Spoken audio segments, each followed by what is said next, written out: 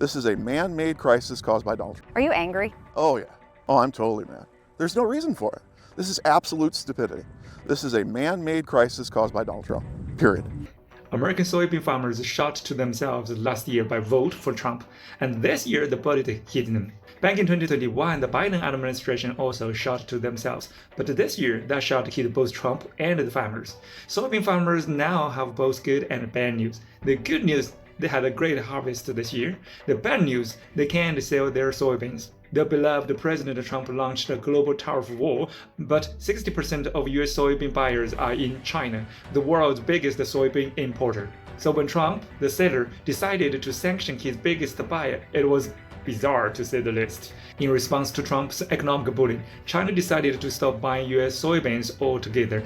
Interesting, the Trump administration says China is against the entire world by not buying soybeans from the US. For countless American farmers on the brink of bankruptcy, there's also good and bad news. The good news, someone is waiting to buy their farms. The bad news, among the buyers is US Vice President of Vance's company.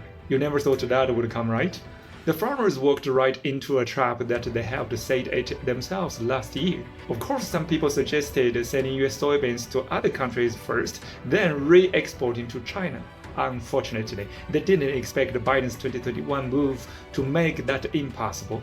4 years ago, the Biden administration made a rumor by accusing Xinjiang's fully mechanized cotton industry of human rights violations. Imposed sanctions and developed a DNA tracing system to identify where the cotton came from Xinjiang, even down to the harvest date. Back then, the US government was excited, believing it could crush Xinjiang's cotton industry. Then Xinjiang will be ended in chaos. That's their way to enact the containment strategy to China. But after the Russian-Ukraine war broke out, the West suddenly faced a shortage of nitrocellulose used in ammunition. So they quietly lifted the sanctions and resumed buying Xinjiang cotton.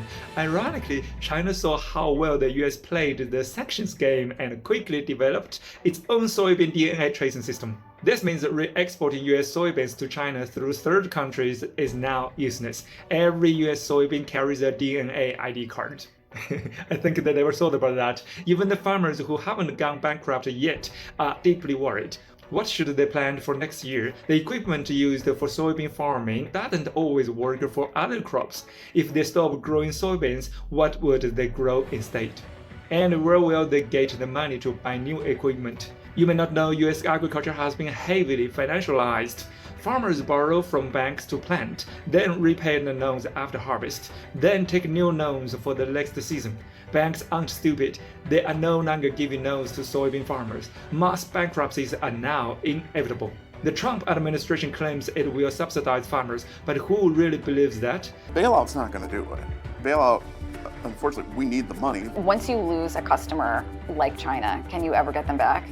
I sincerely doubt it. Why would they? The US government is in shutdown. When will the subsidies come? Will they cover all this year's losses, or just a portion? What about next year? The soybean market has already been taken over by Brazil and Argentina, and it's highly unlikely to return to the US. Trump only has 3 years left in office. After he leaves, will the next president keep his promises? Probably not. In the end, the biggest winner might be their beloved Vice President Vance and the eyeliner. We borrow money from Chinese peasants to buy the things those Chinese peasants manufacture. The man who called the Chinese people Chinese peasants by buying up bankrupt farms at extreme low prices, JD Vance could become the biggest American peasant. Interesting. Follow me on Eastern Perspective for you.